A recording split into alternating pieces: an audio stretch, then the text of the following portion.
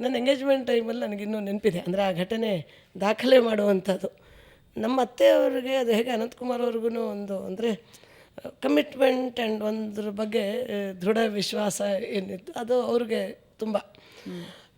Engagement ಸಣ್ಣ ಹಾಲ್ ನಮ್ಮ ಮನೆಯಲ್ಲಿ. ಆವಾಗ ಅವ್ರಿಗೇನು ಅನ್ನಿಸ್ತೇನೋ, ನೀವೇನು ನನ್ನ ಮಗ ಅಂದರೆ ನಿಮಗೆ ಗೊತ್ತಿಲ್ಲ, ಇನ್ನೊಂದು 10 ವರ್ಷಕ್ಕೆ ಗೂಟದ ಕಾರಲ್ಲಿ ಓಡಾಡ್ತಾನೆ ಅಂತಂದರು.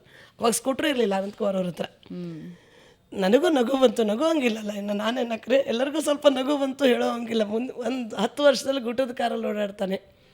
ಎಲ್ಲರೂ ಸುಮ್ಮನೆ ಕೂತಿದ್ರು. ಅಷ್ಟಕ್ಕೆ ನಿಲ್ಲಿಲ್ಲ ಅವರು. ಬೆಂಗಳೂರಲ್ಲ, ದೆಹಲಿಯಲ್ಲಿ ಗೂಟದ ಕಾರಲ್ಲಿ ಓಡ್ತಾನೆ, ನಿಮಗೆ ಗೊತ್ತಿಲ್ಲ ಅವನ ಇದು ಅನ್ನೋ ಥರ, ನಾನಿರ್ತೀನೋ ಇಲ್ಲೋ ಅಂತ ಇದನ್ನು ಹೇಳಿದ್ದು ನಾವೆಲ್ಲರೂ ಕೇಳಿದ್ವಿ. ನನಗಂತೂ ನಗು ತಡೆಯೋಕ್ಕಾಗಲಿಲ್ಲ.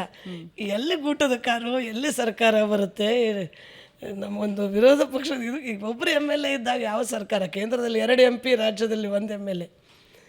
ಏನಪ್ಪ ಅಂದರೆ ಅವ್ರಿಗೆಷ್ಟು ಪ್ರೀತಿ ಮಗನ ಮೇಲೆ ಅಂತ ಅನಿಸಿತ್ತು ಅಷ್ಟೇ. ಇದು 88.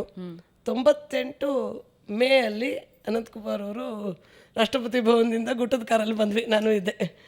10 ವರ್ಷ. ಅವ್ರು ಇರಲಿಲ್ಲ, ನಮ್ಮತ್ತೆ ಇರಲಿಲ್ಲ.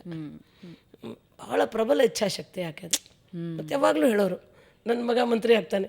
ನಮಗೆಲ್ಲ ನಗು, ಸರ್ಕಾರನೇ ಬಂದಿಲ್ಲ, ಇವ್ರು ಯಾವ ಮಂತ್ರಿ ಆಗ್ತಾರೆ, ಸ್ಕೂಟ್ರೇ ಇಲ್ಲ, ಕಾರ್ ಎಲ್ಲಿಂದ ಅಂತ.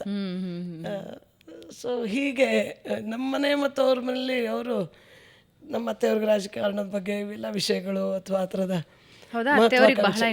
ಇತ್ತು ಇಂಟ್ರೆಸ್ಟ್ ಇತ್ತು.